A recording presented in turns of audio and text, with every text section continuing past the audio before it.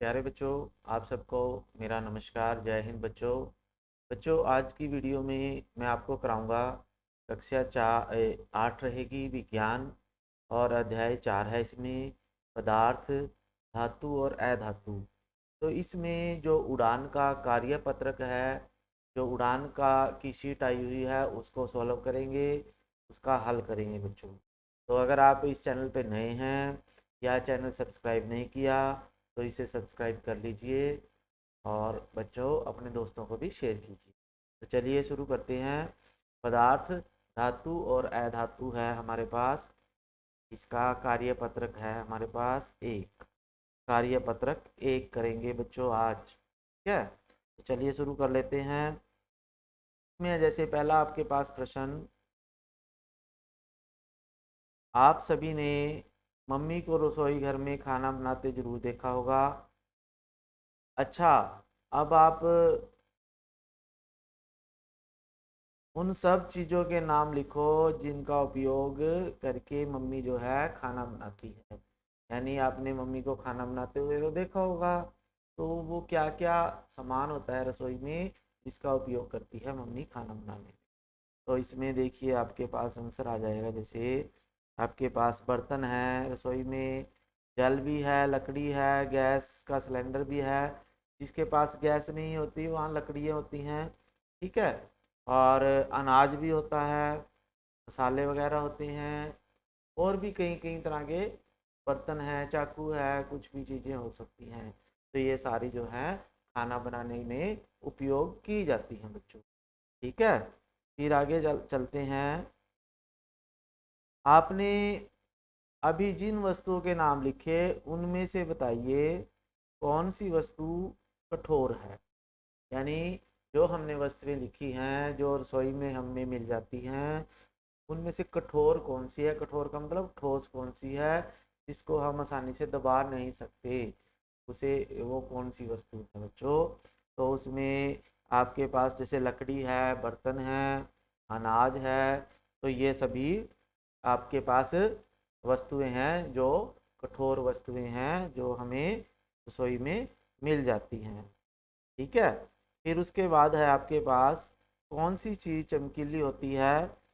कौन सी चीज़ चमकीली है, यानी कौन सी चीज़ इनमें से चमकदार है, चमकीली है। तो जो स्टील के बर्तन हैं, चाकू है, ठीक है, इस तरह की चीज़ें जो हैं वो चमकीली है। थाली है, प्लेट है, सारे बर्तन जो हैं चमकीले हैं बच्चों, ठीक है। फिर उसके बाद है आपके पास कौन सी चीज़ें आसानी से टूट जाती हैं। कौन सी चीज़ें जो है आसानी से टूट सकती हैं। तो कौन सी चीज़ें टूट सकती हैं जो रसोई में आपको मिल जाती हैं। तो अनाज के दाने होते हैं, जैसे उनको हम तोड़ सकते हैं चोट मार के कुछ भी आसानी से, ठीक है। और भी कोई चीज़ अगर आपको मिलती है, सोच के आप खुद लिख सकते हो जो चीज़ें आसानी से टूट जाती हैं, तो उनका आपने नाम लिखना है बच्चों। फिर उसके बाद चौथा प्रश्न है कि कौन सी चीज़ें गिरने पर आवाज़ उत्पन्न करती हैं।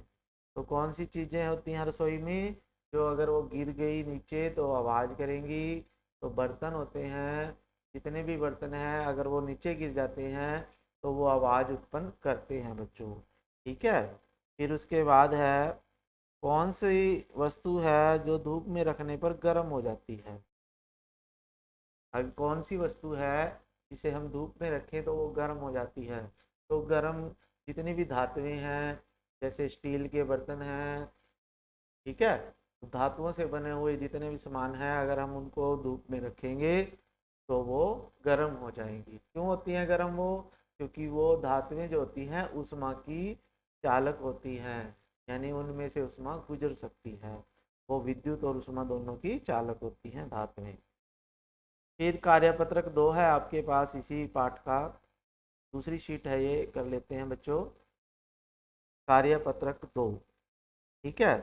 तो इसमें आपके पास क्या रहेगा, प्रश्न है जैसे आपके पास निम्न प्रश्नों के उत्तर देते हुए वैज्ञानिक अवधारणा को समझने का प्रयास करें, ठीक है। नीचे जो प्रश्न दिए गए हैं इनके आंसर हमने देने हैं।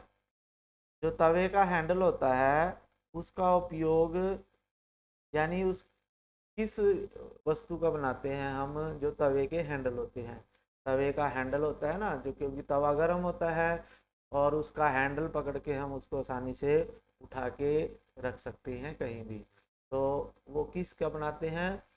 तो अभी हमारे पास दो ऑप्शन है, या तो लकड़ी का बनाएं या स्टील का यानी लोहे का बनाएं।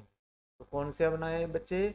लकड़ी का बनाना अच्छा रहेगा, क्योंकि लकड़ी में जो ऊष्मा है वो नहीं जाती, और तवा जब गर्म होगा तो उसकी लकड़ी का हैंडल जो है वो गर्म नहीं होगा, जिसको हम आसानी से उठा के रख सकते हैं। तो लकड़ी का बनाएंगे बच्चों, क्योंकि लकड़ी ऊष्मा की कुचालक है। ठीक है। फिर दूसरा प्रश्न है आपके पास, कौन से पदार्थ से बनी मूर्तियां चमक खो देती हैं और क्यों? तो मूर्तियां होती हैं बच्चों, कांच की मूर्ति भी आपने देखी होगी, पीतल यानी धातुओं की मूर्तियां भी आपने देखी होंगी। तो जो पीतल की मूर्ति होती है ना, वो कुछ दिनों के बाद चमक खो देती है। क्यों खोती है? क्योंकि उसके ऊपर जंग लग जाता है बच्चों, क्योंकि वो वायु के साथ अभिक्रिया करती है और उसके ऊपर परत आ जाती है दूसरी, यानी उसके जंग की परत, जिससे वो चमक खो देती है। लेकिन कांच अभिक्रिया नहीं करता कोई भी, इसलिए वो कांच जो है चमकदार रहता है। तो इसमें पीतल आपका आंसर है बच्चों। ठीक है। फिर उसके बाद ये आपके पास अध्याय कौन सा था बच्चों? धातु और अधातु का कार्य पत्रक था। तो ये आप कर लीजिए। नेक्स्ट वीडियो में मैं आपको अगले लेसन की कार्यपत्रक आपको भेज दूंगा। ठीक है बच्चों, थैंक यू, जय हिंद।